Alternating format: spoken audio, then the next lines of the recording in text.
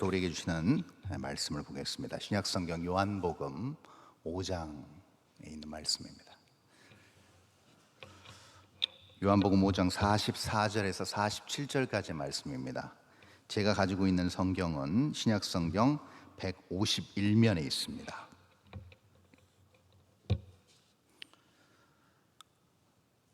우리 44절부터 47절까지 교독하실 텐데요, 첫 절은 제가 읽고 교독하고 마지막 절 합독합니다.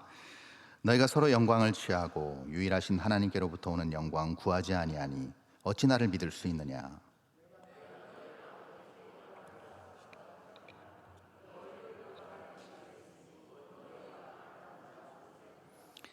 모세를 믿었더라면 또 나를 믿었으리니 이는 그가 내게 대하여 기록하였음이라. 그러나 그의 글도 믿지 아니하거든 어찌 내 말을 믿겠느냐 하시니라. 아멘. 여기 계신 저와 여러분 포함해서 혹시 가까운 지인이나 또 선후배나 심지어는 또 가족이 이런 질문을 우리에게 던진다면 어떻게 대답하시겠습니까? 바로 이런 질문이 되겠죠. 하나님의 말씀을 믿고 하나님의 말씀을 따르고 또 성경책을 그렇게 우리가 듣고 읽고 공부하는데 이 성경의 말씀이 하나님의 말씀인 것을 어떻게 믿습니까? 라고 질문할 때 그 질문에 저와 여러분은 어떻게 답하시겠습니까? 쉽지 않죠? 네. 이 성경의 말씀이 하나님의 말씀인 것을 어떻게 믿습니까? 무엇으로 증명하시겠습니까? 라고 묻는다면 거기에 대해서 선뜻 주저없이 거침없이 우리가 다 대답하기가 그렇게 쉽지는 않을 것입니다. 보통 대뜸 우리 머릿속에 생각나는 답은 이걸 겁니다. 그냥 은혜 주셔서 믿게 되었습니다 가 되겠죠. 그렇죠? 네. 우리가 이해하려고 또 알아가려고 노력하지도 않았지만 하나님께서 어느 순간 믿음을 주셔서 믿게 되었습니다, 이 정도로 우리가 대답할 수 있을 것입니다. 그럼 이게 정확한 대답이냐? 맞는 대답이지만 완전히 이 물음에 대한 답을 채워주는 답은 아닐 것입니다. 그러면 이 물음에 대한 답은 무엇일까? 그 물음에 대한 답이 오늘 우리가 읽은 요한복음 서두에 나타나 있습니다.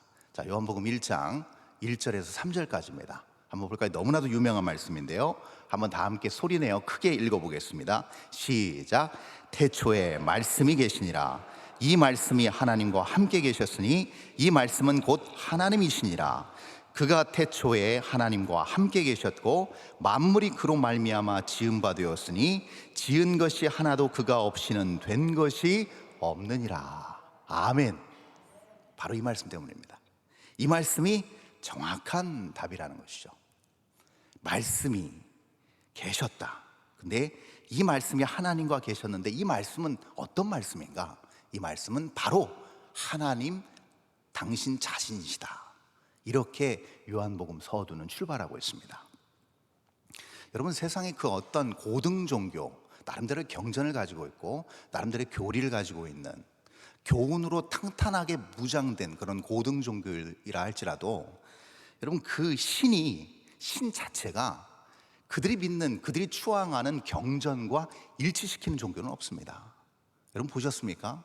불교가 됐든 뭐 여러 여타 종교가 됐든지 간에 그들이 믿는 신이 그 경전과 정확하게 이 신이 그 경전이다, 그 자체다 라고 얘기하는 종교는 그 어디에도 없습니다.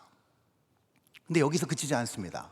우리 요한 사도는 여기에 이어서 그 다음 14절에서 정확하게 이 부분을 다시 한번 못 박는 말을 하는데 그것이 그 유명한 14절입니다 1장 14절. 말씀이 육신이 되어 우리 가운데 거하심에 우리가 그의 영광을 보니 아버지의 독생자의 영광이요 은혜와 진리가 충만하더라 라고 표현되어 있습니다. 완벽합니다. 태초에 말씀이 계셨고 그 말씀이 하나님과 함께 계셨고 그 말씀은 곧 하나님이다. 좀 모호하게 들릴 수 있는 부분을 14절에서 완벽하게 사도 요한이 정리합니다. 그 말씀이 다름 아닌 육신으로 우리와 똑같은 성향을 가진, 우리가 똑같은 연약함을 가지고 있는 육신으로 임했다고 그렇게 선포하고 있는 겁니다. 여기서 중요한 표현이 나옵니다. 그것은 무엇이냐면 그 성육신하신 하나님 되신 그분이 영광을 드러내는데, 그게 아버지의 영광인데 그 영광은 어떤 영광인가? 은혜와 진리가 충만한 영광이라는 겁니다. 자, 여기서 은혜와 진리가 충만하다는 말은 무슨 말일까요? 이 땅에 성육신하신 하나님의 아들 예수 그리스도의 모습 속에서, 그의 삶의 모든 행적 속에서 조금도 하나님의 말씀이 부족함 없이 완벽하게 충만하게 임했고 성취되었다는 겁니다. 우리는 이것을 알고 있습니다. 그렇죠? 1.1획도 흐트러짐 없이 어김없이 완벽하게 구현되어졌고 성취되어졌고 이루어졌음을 사도 요한은 선포하고 있는 것입니다. 여러분, 이것을 두 글자로 이렇게 정리할 수 있을 것입니다. 가장 높은 존귀하신 창조주 하나님, 전지전능한 무소부재하신 그분이 연약한 볼품없는 베들레헴의 그 마국간에 목수의 아들로 태어났다. 여러분, 이것을 두 글자로 이렇게 정리하는데요, 어떻게 정리할 수 있는가? 이것이 바로 능력입니다. 능력. 아니, 하나님이, 그 높으신 하나님이 낮은 자로 비천한 자리로 오는 것이 어떻게 능력이 될 수 있는가? 비아나 비약은 될 수 있지만 그게 어떻게 능력이 될 수 있는가? 라고 그렇게 되물으실 겁니다. 힘이 없는 자가 힘을 강하게 갖기는 어렵지만 힘이 있는 자가 힘을 빼는 것은 쉬운 것 아닌가? 지식이 없는 자가 지식이 많은 것처럼 흉내내는 것, 그리고 지식이 있는 것처럼 살아가는 것은 어렵지만 지식이 많은 자가 지식이 없는 자처럼 사는 것은 쉽지 않은 것 아닌가? 라고 우리는 그렇게 생각할 수 있습니다. 예, 틀린 말 아닙니다. 맞습니다. 그러나 그거는 사람 대 사람의 이야기입니다. 동일한 차원에서 동일한 구조와 동일한 여건과 환경을 가지고 있는 사람들 사이에선 그게 가능합니다. 그러나 여러분 보십시오. 하나님과 우리는 전혀 다른 차원의 관계입니다. 우리는 하나님이 될 수도 없고, 동시에 그 말을 뒤집으면 하나님은 우리처럼 되실 수 없으신 분입니다. 본질적으로 불가능합니다. 왜요? 연약한 인간의 모습 자체로 오신다는 것 자체는 하나님에게 있어서 하나님의 입장에서는 엄청난 능력을 요하는 것입니다. 그래서 이 하나님의 성육신하심, 그리고 예수 그리스도로 오시면 무엇으로 표현될 수 있는가? 창조의 절정이라고 저는 명명합니다. 창조의 절정이다. 여러분, 무에서 유가 창조되었습니다. 아무것도 없는 혼돈한 공허한 세상에서 빛이 있으라 하신 그 말씀, 그 울림이 정확하게 흑암을 뚫고 빛을 내뿜었습니다. 무에서 유의 창조고, 그것은 능력이었습니다. 그게 창조의 시작이었습니다. 그런데 하나님 되신 그분이 보잘것없는 인간의 모습으로 이 땅에 태어나셔서 살아가시고 정말 비천하고 수치스럽고 고통스러운 십자가의 마지막 달리신 것으로 끝났다. 여러분, 창조의 절정입니다. 하나님의 능력에 최대한 발현되어진 거고 발휘되어진 겁니다. 하나님 입장에서는 여러분, 그 십자가의 그 사건과 성육신의 그 과정은요, 하나님 입장에서는 정말 최선을 다하신 겁니다. 여러분, 이거를 우리가 분명히 요한복음을 통해서 알고 또 짚고 넘어가야 된다는 겁니다. 자, 그러면 이 말씀, 하나님 당신 자체이신 이 말씀을 우리가 읽고 듣고 보고 연구하고 묵상하고 순종하는데, 그러면 우리의 삶에서 이 무한한 하나님의 말씀의 능력이 왜 어떤 때는 나타나지 않는 것일까? 여기에 대한 또 궁금증이 하나 있습니다. 풀리지 않는 숙제가 있죠. 자, 우리 할 수 있습니다. 하나님께서 능력 주십니다. 아멘 했습니다. 그리고 돌아 나갔습니다. 우리의 삶의 일상과 삶의 현장과 자리에서 과연 그 말씀 부여잡고 우리가 승리하고 있는가? 여기에는 여기 계신 저와 여러분 포함해서 그 누구도 선뜻 그렇다고 대답하시기가 어려우실 것입니다. 그 이유가 왜 그런가? 그 이유가 무엇일까? 그것을 오늘 본문 첫 절에서 우리는 볼 수가 있습니다. 본문 첫 절 44절입니다. 이렇게 나타나 있습니다. 자, 본문 첫 절 5장 44절 이렇게 나타나 있죠. 자, 띄워주시겠어요? 5장 44절. 자, 처음입니다. 너희가 서로 영광을 취하고 유일하신 하나님께로부터 오는 영광 구하지 아니하니 어찌 나를 믿을 수 있느냐. 빨간 색깔로 칠해놨습니다. 너희가 서로 영광을 취한다. 바로 이 부분 때문에 그렇습니다. 서로 영광을 취한다는 건 무슨 말일까요? 여러분, 서로가 영광을 감지한다는 얘기죠. 서로 이 사람 영광스럽게 됐네. 이 사람 성공했네. 우리가 딱 봐서 안다는 겁니다. 부자 됐네. 좋은 대학 갔네. 직장 좋은 데 들어갔네. 그럼 우리는 성공이고 그것이 그 사람에게 영광이 된다는 것을 다 알고 있다는 겁니다. 서로 영광을 봤다는 건 무슨 얘기예요? 우리의 생각과 우리의 수준에서 보편적으로 그 영광을 인지했다는 겁니다. 그럼 뭐예요? 오감으로 인지되는 영광입니다. 다시 말하면 보여지는 영광이라는 겁니다. 이거는 예수 믿는 사람이나 예수 안 믿는 사람이나 누구나 다 알 수 있는 그 영광이라는 겁니다. 조금 더 우리가 쉽게 이걸 설명하면 일반적인 성공, 일반적인 사람들이 추구하는 복의 개념이 되겠죠. 바로 이 부분입니다. 서로 영광을 취한다. 여러분, 이 서로 영광을 취하는 이것이 결국은 하나님의 말씀의 능력을 방해하는 요소로 자리 잡는 이유가 무엇일까? 그것은 다른 것이 아니고 다시 우리가 시간을 거슬러 올라가서 에덴 동산 정중앙으로 가볼 필요가 있습니다. 하나님이 말씀하셨습니다. 어떤 말씀하셨습니까? 너희가 동산의 모든 나무는 다 먹되 동산 정중앙에 있는 선악을 알게 하는 나무의 실과는 먹지 말라. 먹으면 정령이 어떻게 된다? 죽으리라가 하나님의 말씀이었습니다. 반드시 어김없이 거침없이 이행되어질 하나님의 말씀이었습니다. 자, 그런데 이 말씀을 못 지킵니다. 어깁니다. 왜요? 하와가 그 과실을 봤을 때 어땠어요? 보암직도 하고 먹음직도 했다는 겁니다. 바로 인간의 본능이 하나님의 말씀이 내 삶 가운데서 능력으로 나타나는 것을 방해한다는 겁니다. 다시요. 인간의 죄된 본성과 이 본능이 하나님의 능력의 발현됨을 방해하는 큰 장애물로 작용한다는 겁니다. 이것이 우리가 여기서 깨달을 수 있는 영적인 원리라는 것이죠. 자, 그렇게 되니 신앙생활 역시 마찬가지로 어디로 치중하게 돼요? 보여지는 것에 집중하게 될 확률이 굉장히 높아집니다. 보여지는 행위, 다시 말하면 내 몸이 물리적으로 은혜가 넘치고 많은 하나님을 사랑하고 하나님을 경외하고 하나님을 예배하는 그 무리들 속에만 있어도 나는 뭐한다? 나는 하나님을 사랑하는 사람이다. 나는 은혜 받은 사람이다.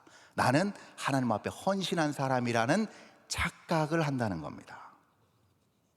그런데 내가 왜 신앙생활을 하고 있고 내가 왜 예배를 드리고 있고 내가 왜 말씀을 듣고 내가 왜 기도하는지 그 목적과 이유는 완전히 상실한 채 그렇게 물리적으로 보여지는 신앙생활을 한다는 것이죠. 성경 말씀이 하나님의 말씀이라고 생각합니다. 안 믿는 거 아닙니다. 다 믿습니다. 받아들였습니다. 그러나 그 말씀이 내 일상의 모든 삶과 내 삶의 인생의 현장에서 일어나는 일과는 전혀 무관한 머나먼 옛날 이야기로 책 속에 갇혀있는, 글자 속에 갇혀있는 듣기 좋은 인생에 유익한 정도의 교훈 정도로 인식하고 그렇게 믿고 있다는 겁니다. 그러니 그 말씀이 나에게 능력이 될 리가 만무하고 하루 종일 말씀을 읽거나 묵상하지 않아도 전혀 문제가 되지 않습니다. 하루 종일 말씀 한 구절 보지 않아도 내 인생에 크게 지장이 없다는 거죠. 왜요? 나는 말씀대로 살고 있다고 철떡까지 믿고 있기 때문입니다. 왜요? 교회도 갔습니다. 예배도 드렸습니다. 기도도 했습니다. 설교 말씀도 들었기 때문입니다. 모든 행위에 근거한 신앙생활을 다 했기 때문에 나는 충분히 완벽한 신앙인이라고 착각한다는 겁니다. 자, 과연 그럴까요? 그렇지 않다는 것을 오늘 요한복음 5장 16절이 보여주고 있습니다. 자, 그렇게 안 되는 이유, 그렇지 않은 이유가 5장 16절에 나타나 있습니다. 한번 띄워주실게요. 5장 16절 이렇게 나타나 있습니다. 제가 읽겠습니다. 그러므로 안식일에 이러한 일을 행하신다 하여 유대인들이 예수를 박해하게 된지라, 이렇게 나타나 있습니다. 여러분, 이 사건이 어떤 사건인가 하면요, 38년 된 병자를 예수님께서 안식일 날 고쳐주셨습니다. 하필이면 안식일 날이었습니다. 그랬더니 이 16절의 말씀처럼 바리새인들과 또 율법에 정통한 유대인들이 예수님을 이때부터 박해하기 시작했습니다. 이유는 간단합니다. 안식일에 사람을 고쳐줬기 때문이라는 겁니다. 말씀이 사람의 영광을 취하는 도구로 전락했을 때 말씀 자신이고 말씀의 주체이신 예수 그리스도조차 박해하고, 그리고 심지어는 십자가에 못 박아 죽이는 그 끝까지 간다라는 겁니다. 이게 나의 본능에 충실한 행위적인 신앙에 머물러 있는 모든 영적인 사람들, 영적인 사람인 척하는 모든 사람들의 잘못된, 왜곡된 신앙의 전형적인 형태라고 볼 수 있을 것입니다.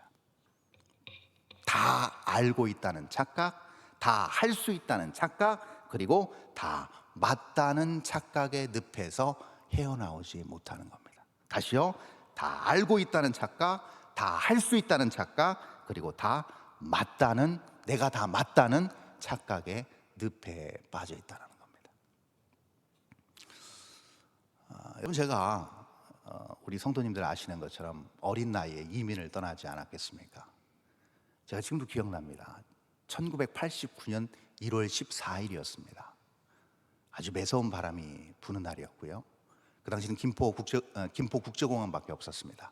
인천국제공항은 없었던 시절이었습니다. 그 전해였던 올림픽이 있었던 1988년도에 저희 가정이 남미 브라질로 이민을 갈 것을 결정했습니다. 그 한 달여 정도의 시간이 있었어요. 그런데 제일 먼저 제가 걱정하고 염려했던 게 무엇이겠습니까? 가서 학교를 가야 되잖아요. 그때 중학교 1학년 때였으니까요. 그러면 말을 알아야죠, 그렇죠? 언어를 알아야 될 거 아닙니까? 그래서 그때부터 한 달도 되지 않는 21여 동안 서점에 가서 포르투갈어 회화책과 사전을 샀습니다. 그리고 문법을 열심히 나름 20일 동안 공부했습니다.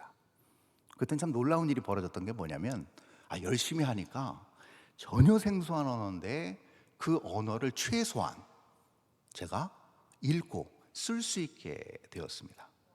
아니에요, 놀랄 일이 아니에요. 다 하실 수 있습니다. 당황스럽네요. 20일 열심히 하시면 다 하실 수 있어요. 제 지금 포인트는 거기가 아닙니다. 그렇게 됐는데 20일을 그렇게 하고 저는 이런 생각을 했습니다. 20일 이렇게 언어 공부하니까 읽고 쓸 수 있다? 그러면 내가 거기서 이 정도 실력 가지고 가면 시간이 지나면 자연히 언어가 되겠구나. 유창하게 선생님 말씀 다 알아듣고 숙제도 다 할 수 있겠구나라는 생각을 했습니다. 자, 너무 대견스러우면서 그렇게 되어지는 줄 알고 출발하고 36시간 비행기 타고 정확하게 남미 땅을 밟았을 때 밟는 첫 공항에서 그 첫날 알았습니다. 저의 망상이 다 허구였고 착각이었다는 사실을 알았습니다. 절대 아니었습니다. 읽고 쓴다고 해서 말이 알아들리거나 할 수 있는 것이 아니었습니다. 그럼 무엇이 필요했는가? 제가 깨달았습니다. 현지인들과 자주 교제할 수 있고 만날 수 있고 대화할 수 있는 접점이 필요하다는 사실을 알았습니다. 아무리 그 땅에서 20년 30년을 살아도요, 한국 교회 가고 한국 식품 가고 한국 사람들하고만 대화하면 절대로 현지 말을 익힐 수가 없는 것과 같은 이치입니다. 접점이 필요했다는 것이죠. 신앙생활 역시 똑같습니다. 단순히 하나님의 말씀, 하나님의 뜻, 하나님의 의를 아는 것, 글자로 새겨진 하나님의 말씀을 보고 읽고 또 들리는 하나님의 말씀을 어느 정도 이해하는 것 좋습니다. 그러나 그 이상이 필요합니다. 보여지는 것 너머의 비밀, 보여지는 너머의 의미, 보여지는 너머의 그분의 계획을 알아야 됩니다. 바로 영적인 접점인 것이죠. 이것을 오늘 본문 첫 절 44절에서 요한 사도는 이렇게 표현하고 있습니다. 자, 44절 다시금 띄워주시겠어요? 이렇게 나타나 있습니다. 우리 한번 다 함께 읽어볼까요? 44절 시작. 너희가 서로 영광을 취하고 유일하신 하나님께로부터 오는 영광은 구하지 아니하니 어찌 나를 믿을 수 있느냐. 이렇게 표현되어 있습니다. 자, 색깔 칠해놨습니다. 유일하신 하나님께로부터 오는 영광, 이것이 바로 접점입니다. 자, 아까 전에는 뭐였습니까? 서로 사람의 영광을 취했더니 그냥 하나님은 관념적인 하나님으로 남았고 행위적인 인간의 행위가 다인 것처럼 착각하고 산다는 겁니다. 그러나 거기서 조금 더 진보한 신앙인 어떤 신앙인인가? 그 너머에 하나님의 뜻을, 하나님의 의도, 하나님의 계획을 발견합니다. 그것이 하나님의 영광으로 오늘 사도 요한은 표현했습니다. 이것을 보통 우리는 뭐라고 표현할까요? 예배드리고 나가서 목사님 은혜 받았습니다 라고 표현합니다. 오늘 찬양 두 손 높이 들고 하나님의 영광의 접점에 정확하게 닿았을 때 우리는 처음 문을 열고 나가면서 뭐라고 합니까? 오늘 찬양에서 너무 큰 은혜를 받았습니다 라고 우리는 표현하는 겁니다. 우리 많이 경험해 봤죠. 하나님과의 접점이 바로 그 지점입니다. 은혜 받는 그 지점이죠. 자, 그렇게 되면 우리 다 경험했습니다. 그 은혜가 내게 임하고 하나님과의 그 영광의 접점에 딱 이르게 되면 어떤 삶이 나타나는가, 어떤 삶의 변화가 나에게 나타나는가, 그것은 다름 아닌 내 일상의 삶의 모든 일들이 다 하나님의 관점으로 재해석됩니다. 하나님의 약속으로, 하나님의 말씀의 기준으로 모든 것이 다시 재해석됩니다. 그래서 다시 상황은 열악하고 상황은 힘들고 경제가 어렵다고 하고 금리가 오른다고 하고 경기는 없다고 하지만 그런 와중에서도, 그런 고난과 시련의 한복판에서도 다시 의연히 감사하며 일어날 수 있는 이유가 바로 거기에 있습니다.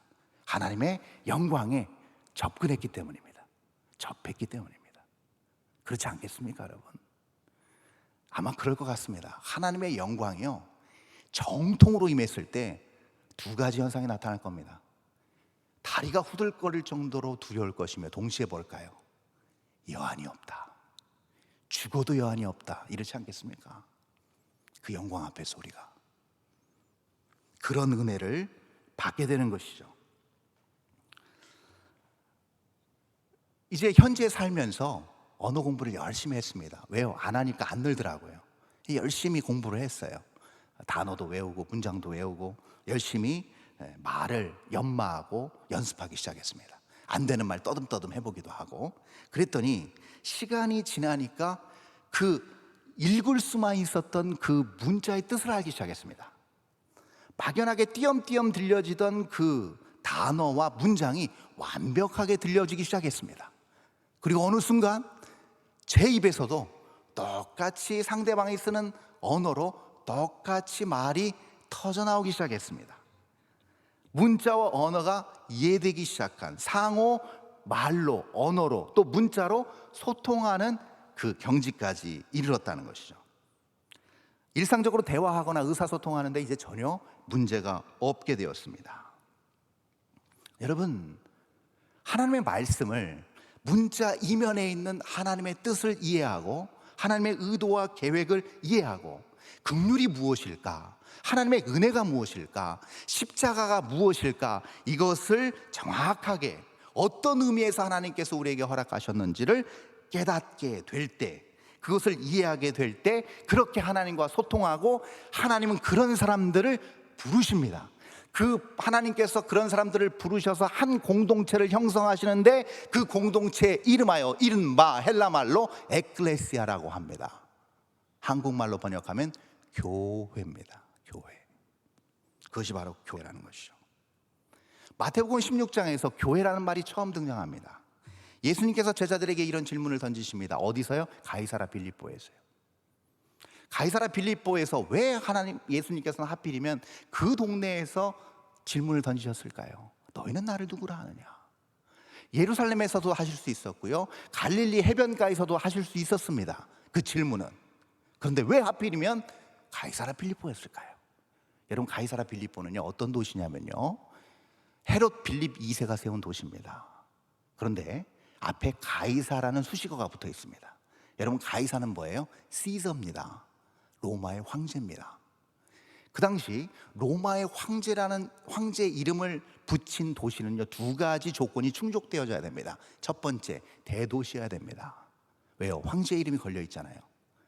시골 소도시에 황제 이름 붙이면 되겠습니까? 아니요. 황제 면이 안 서잖아요. 그러니까 각 지역의, 제국 각 지역의 대도시, 사람이 밀집되어 있는 곳에 붙여지는 게 황제의 이름, 그리고 그것이 도시 이름이 됩니다. 두 번째가 있습니다. 그 당시 로마 황제는 사람이 아니었습니다. 로마 황제는 모든 로마인들이 무엇으로 인정하는가? 신으로 인식했습니다. 그러므로 그 로마 황제의 이름을 딴 모든 도시에는 무엇이 있는가? 가장 높은 곳에 신전이 있었습니다. 근데 그 신전은 로마 황제의 영광과 위엄을 한껏 뽐내기 위해서 엄청 웅장하게 지었습니다. 그 도시의 모든 부와 명예와 권력이 완전히 집약체였습니다. 그것이 바로 로마 황제의 이름을 딴 도시의 중앙에 가장 높은 곳에 있는 신전이었습니다. 근데 그 신전 앞에서 하필 예수님께서 너희는 나를 누구냐라고 물으십니다. 다분히 의도적입니다. 어떤 의도가 있으셨을까요? 자, 너희들이 나를 따르는 이유, 나를 스승으로 섬기고 나와 함께 배를 탄 이유, 자, 영광스러운 이 신전 앞에서 너희들도 누리려는 것 아니냐? 너희가 생각하는 정말 능력자, 다시금 이스라엘을 해방할 그 구원자, 황제, 진정한 황제, 그 모습을 찾기 위해서 나를 추종하는 것은 아니냐라는 물음이었습니다. 그때 베드로 이렇게 대답합니다. 주는 그리스도시요 살아계신 하나님의 아들이십니다. 그 웅장한 신전 앞에서 베드로가 그렇게 고백했습니다. 아니요, 인간이 볼 때 정말 흠모할 만한 것이 전혀 없는 선생님이시지만 저는 확신합니다, 믿습니다. 주님이 그리스도시고 하나님의 아들이라는 사실을 저는 믿습니다 라고 한 겁니다. 그럴 때 우리 예수님께서 뭐라고 말씀하셨는가? 네 이 믿음의 반석 위에 내 뭘 세운다? 에클레시아를 세울 것이다. 그리고 그 에클레시아는 음부의 권세가 능히 이기지 못하는 능력을 갖게 될 것이고, 다시금 거룩하게 구별되고 거룩하게 하나님의 능력 안에서 건짐받는 아름다운 구원의 공동체가 될 것이다 라는 약속을 해주십니다. 그래서 네가 땅에서 매면 하늘에서 매일 것이고 땅에서 풀면 하늘에서 풀릴 거야. 완전한 자유함을 의미합니다. 세상에 굴하지 않는, 세상의 가치와 세계관에 얽매이지 않는, 거기에 억압되어 있지 않은, 완전히 하나님과 소통하는 완전한 하나님과 하나된 연합된 공동체, 능력의 공동체를 약속해 주십니다. 그런데 여러분, 이렇게 우리가 교회 안에 속해 있고 하나님의 뜻을 알고 하나님의 뜻대로 우리가 신앙생활을 한다고 하지만 여기서 끝이 아닙니다. 이 자유함을 누리고 구원을 만끽하고 은혜의 복음 안에 들어온 것으로 그치는 것이 아닙니다. 하나님께서 요구하시는 것은 거기서 한 발 더 나아가는 것입니다. 그것이 무엇인가? 제가 언어를 해보니까요, 의사소통하는 것까지 아무 불편 없습니다. 생활에 아무 지장 없습니다. 그 정도 하니까 하산해도 되겠더라고요. 그런데 하산해도 되지만 영향력은 생기지 않습니다. 의사소통 됩니다. 불편한 거 없었습니다. 그런데 영향력이 생기지 않아요. 영향력이 생기는 건 어떤 때 생기는가? 의사소통 너머에 마음을 나누는 소통이 이루어져야 되겠더라고요. 그 경지까지 이를 때 영향력이 생깁니다. 여러분, 포르투갈어로 출산한다는 의미를요 이렇게 표현해요. 빛을 주었다라는 표현을 씁니다. 너무 근사하지 않습니까? 출산을 했다를 애 낳다는 표현이 없습니다. 저는 그거 산 지 5년 만에 알았습니다. 외국인 모르죠? 아니 어제 저녁 우리 와이프 빛을 줬어, 이거 알아듣겠습니까? 근데 그 빛을 줬다, 출산했다, 한 생명을 낳았다, 이것이 얼마나 그들에게 있어서는 그 무구한 세월 동안 한 생명의 귀함과 그 한 생명이 주는 그 삶의 의미를 고스란히 그 표현 안에 담아냈다는 겁니다. 여러분, 한국어도 마찬가지입니다.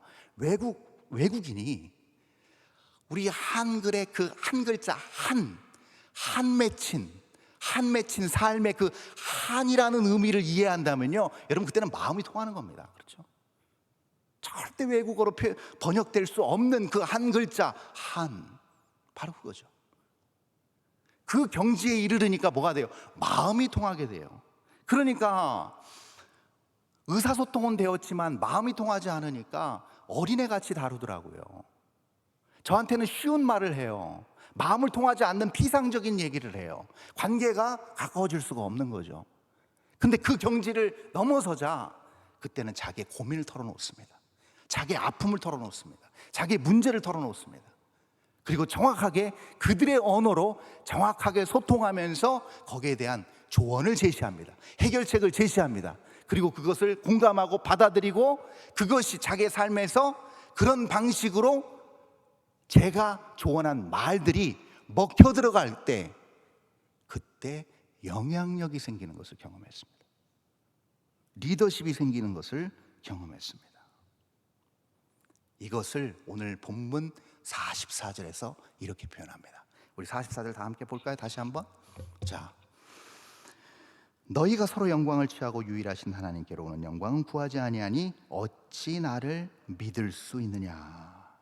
하나님께로부터 오는 영광은 구하지 아니한다. 구한다라는 표현입니다. 제떼오라는 헬라 말입니다. 이 말은 바로 이겁니다. 인내하며 기다린다는 거예요. 간절한 마음으로 인내하며 바란다는 겁니다. 왜 그럴까요? 하나님의 말씀이, 하나님의 영광이 나의 삶이 기준이 되었다는 겁니다. 그 말씀이 나를 지배하고 있다는 겁니다. 좀 기다려. 아니야. 그러면 인내하고 기다리는 거예요. 나의 본능은, 나의 생각은 지금 이미 100m 앞에 나아갔습니다. 그러나 하나님의 말씀이 아직도 때가 아니라고 하기에 기다리고 참는 것입니다. 이것이 바로 제떼오, 구하는 것입니다. 하나님의 영광을, 하나님의 뜻을, 하나님의 말씀 앞에서 기다리는 것이죠. 그러면 말씀이 나를 사로잡고 그 말씀 하에서 나는 지대한 영향을 받게 된다는 겁니다. 예수님께서 교회를 세울 것이다라는 그 말씀 이후에 이렇게 말씀하십니다. 내가 이제 곧 있으면 예루살렘에 가서 십자가를 지게 될 것이다. 그랬더니 베드로가 어떻게 하는가? 성경이 정확하게 기록되어 있습니다. 옷을 붙잡고 베드로가 항변하더니, 여러분 이것을요 정확하게 원어적 표현으로 한국말로 번역하면 이렇습니다. 멱살 잡고 꾸짖었더니, 이런 표현입니다. 멱살 잡고 예수님을 꾸짖은 겁니다. 어떻게 그럴 수가 있냐는 겁니다. 어떻게 감히 나한테 이럴 수 있냐, 이겁니다. 이것을 통해 우리는 신앙, 또 신앙인이 속한 교회가 사람의 일, 사람의 영광에 사로잡히는 순간, 그 함정에 빠지는 순간 얼마든지 퇴색하고 타락하고, 심지어는 교회의 머리 대신 예수 그리스도까지, 그분까지 멱살 잡고 끌어내릴 수 있음을 우리는 여기서 보게 됩니다. 그러면서 우리 예수님이 이렇게 말씀하십니다. 아니야, 누구든지 나를 진짜 따라오려거든 자기를 부인하고 자기 십자가를 지고 나를 따라야 돼 라고 말씀하십니다. 저는 이 부분을 이렇게 명명합니다. 이것이 하나님의 최상의 영광입니다. 여러분, 하나님 말씀이 정확하게 내 삶 가운데서 전혀 어김없이 드러나고 나타나는 삶, 그것이 하나님의 영광을 가장 오롯이 드러나는 방법인 줄 믿습니다, 여러분. 이것을 우리 예수님께서 말씀하신 겁니다. 그러면 어떻게 될까요? 이렇게 내 십자가를 지고 하나님의 영광을 온전히 드러나게 될 때, 나를 부인하고 그렇게 나아가게 될 때, 하나님의 말씀에 더없이 더 깊이 순종하게 될 때, 그럴 때 그 깊이에 더하면 더할수록 나는 다 알 수 없고, 나는 전혀 할 수 없고, 나는 항상 틀릴 수밖에 없음을 인정하게 됩니다. 다시요, 나는 도무지 알지도 못하고, 나는 절대 전혀 할 수 없고, 나는 항상 틀릴 수밖에 없음을 인정하게 됩니다. 그럴 때 비로소 우리가 아는 그 믿음은 이때 비로소 완결됩니다. 이게 믿음입니다. 그러므로 이 믿음을, 또 하나님의 말씀을 붙잡고 그 말씀의 뜻대로 살아가는 삶을 오늘 본문 마지막 46절 47절에서 이렇게 정리하고 있습니다. 우리 다 함께 읽어볼까요? 46절 47절 힘있게 다 함께 읽습니다. 시작. 모세를 믿었더라면 또 나를 믿었으리니 이는 그가 내게 대하여 기록하였음이라. 그러나 그의 글도 믿지 아니하거든 어찌 내 말을 믿겠느냐 하시니라. 아멘. 오늘 본문 46절 47절 이 마지막 두 절이 우리에게 주는 경각심이 매우 중대합니다. 매우 중요합니다. 기록된 하나님 말씀 너머에 깊고 넓으신 하나님의 뜻, 그 하나님의 뜻을 발견하는 것에 그치지 않고 그 하나님의 뜻과 하나님의 계획과 하나님의 그 숨은 놀라운 비밀을 내 삶에 투영시켜 내는 것이 믿음이랍니다. 오늘 사도 요한은 그렇게 표현하고 있습니다. 그 이유는 분명합니다. 이것이 믿음의 완결인 이유는 성경에 기록된 그 말씀은 단순히 글로 표현된 흥미로운 이야기나 유익한 교훈으로 그치는 것이 아닌 지금도 살아서 역사하시는 하나님 그분 자체이시기 때문입니다. 기도하겠습니다. 하나님 감사합니다. 귀한 말씀을 통하여 깨달았습니다. 주님의 거룩한 뜻 알았습니다. 발견했습니다. 하나님 이제 결단합니다. 순종하기를 원합니다. 우리의 모든 삶에 이것을 다 투영해낼 수 있기를 소원하고 원합니다. 그것이 능력이라 했고 그것이 믿음을 가진 사람의 삶임을 다시금 깨달았습니다. 그렇다고 한다면 성령 하나님 우리에게 힘을 주시고 능히 이 세상 가운데서 하나님과 동행하여 놀라운 하나님 뜻과 나라와 영광을 위하여 거침없이 내달리는 복되고 아름다운 인생 될 수 있도록 우리를 붙잡아 인도하여 주시옵소서. 믿고 감사드리며 존귀하신 예수 그리스도 이름으로 기도합니다. 아멘.